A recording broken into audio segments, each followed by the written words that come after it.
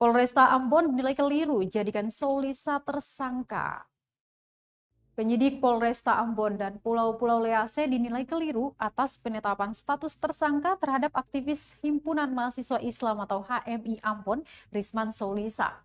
Status Soulisa berubah jadi tersangka tidak berapa lama setelah aparat menangkapnya di kawasan Poka, Minggu 25 Juli 2021 lalu. Dengan tudingan menebar ujaran kebencian terhadap Presiden Republik Indonesia, Gubernur Maluku, dan Wali Kota Ambon. Tanggapan kekeliruan kepolisian diungkapkan praktisi hukum Adan Hadiba kepada tribunambon.com Kamis 29 Juli 2021 pagi. Hadiba menyatakan kejadian yang menimpa mahasiswa Universitas Patimura itu adalah bagian dari pembungkaman terhadap demokrasi dan kebebasan berpendapat yang mengacu pada pasal 28 Undang-Undang Dasar 1945. Menurutnya, unggahan Soulisa di Facebook merupakan bagian dari kritik terhadap pemerintah dan bukan melakukan penyebaran ujaran kebencian. Dia pun menilai penyidik kepolisian terlalu terburu-buru, bahkan keliru menetapkan status terkini dalam kasus tersebut. Baginya, penetapan telah mengesampingkan nilai kemanusiaan dan HAM.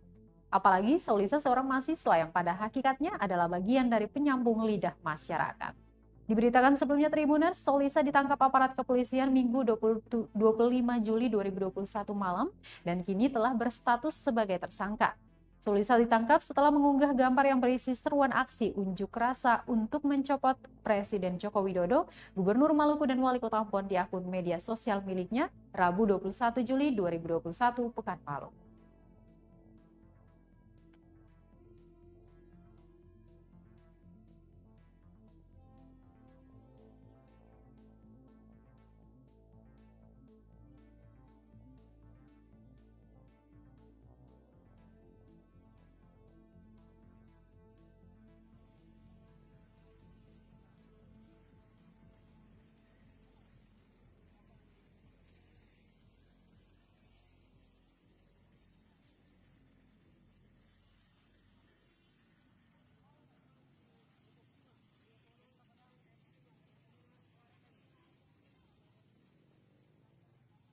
Terima kasih sudah nonton.